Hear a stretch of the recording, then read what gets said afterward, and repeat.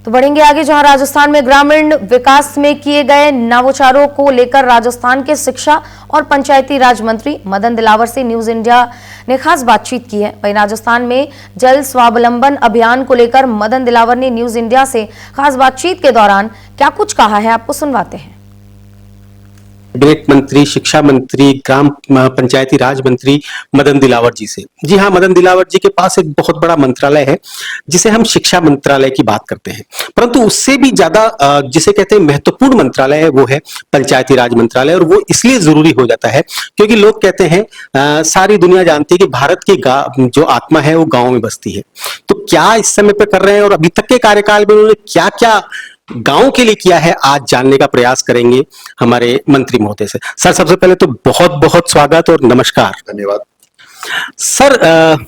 जब बरसात आती है तो शहर के लोगों के लिए आफत बन जाती है, पर गांव वालों के लिए वो नेमत की तरह आती है, क्योंकि उनको सिंचाई के लिए भी पानी चाहिए होता है और पीने के लिए पानी चाहिए होता है। और ये एक बहुत बढ़िया समय है जबकि हम गांव में, खासकर राजस्थान के गांव में, पानी को संग्रहित कर पाए। और क्योंकि ये डिपार्टमेंट आपके पास है तो मेरा फर्ज बनता है सबसे पहले मैं आपसे यही सवाल पूछूं, क्योंकि पानी बिना सब सून है। तो क्या इस समय हम जल स्वावलंबन के लिए कर रहे हैं? देखो, जल स्वावलंबन का अर्थ ये होता है कि जल के मामले में हम स्वावलंबी हो जाए जी। यानी हमको पर्याप्त पानी पीने का और सिंचाई के लिए हो जाए। अब इसके लिए आवश्यक ये है कि पानी का धरती में रिचार्ज हो।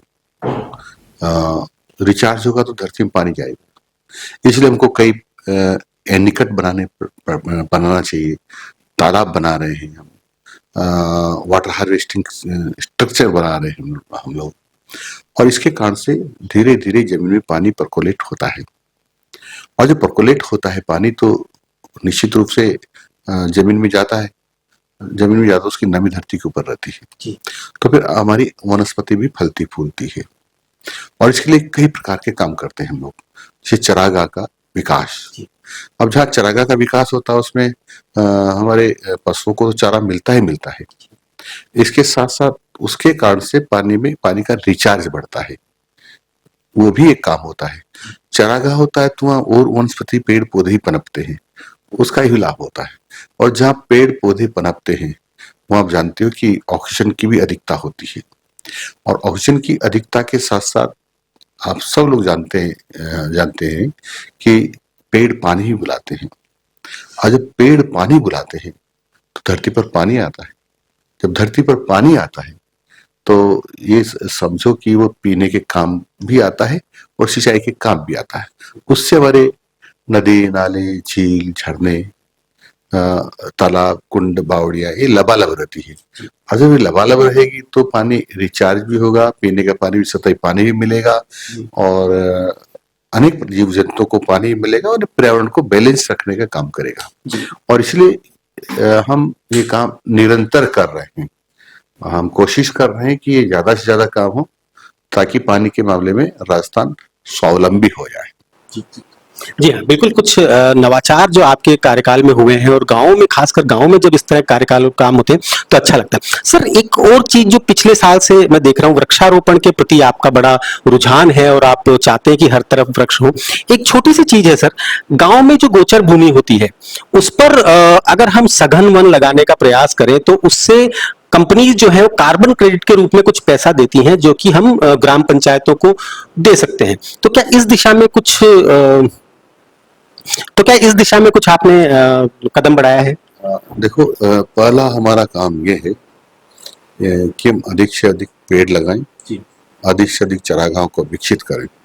और पिछली बार माननीय मुख्यमंत्री जी ने हमको लक्ष्य दिया था कि 7 करोड़ पौधे लगाना है। तो सब विभागों सहित हमने भी पूरी कोशिश की। तो सबसे ज्यादा पौधे शिक्षा विभाग और पंचायत राज विभाग लगा पाया। और उसके रिजल्ट्स ये रहे कि राजस्थान को का वर्ल्ड रिकॉर्ड बना। 7 करोड़ 22 लाख पौधे लगा पाए हम लोग। और मुझे ये कहने में कोई अतिशयोक्ति नहीं होगा ये कि इस बार भी हमारा विभाग सबसे आगे रहने वाला है। अभी भी हम सबसे आगे हैं।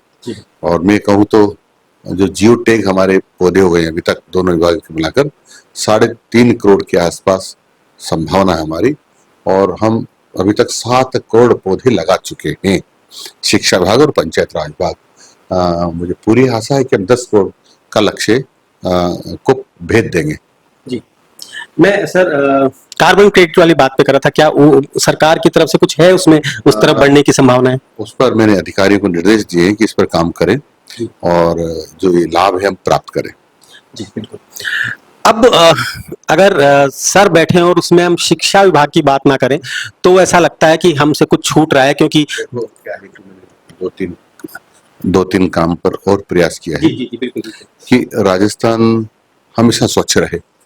माननीय नरेंद्र जी मोदी जी का सपना है कि हिंदुस्तान साफ सुथरा दिखना चाहिए, साफ सुथरा होना चाहिए और उन्होंने इसलिए स्वच्छ भारत मिशन की स्थापना की है। कैबिनेट मंत्री, शिक्षा मंत्री, ग्राम पंचायती राज मंत्री मदन दिलावर जी से। जी हाँ, मदन दिलावर जी के पास एक बहुत बड़ा मंत्रालय है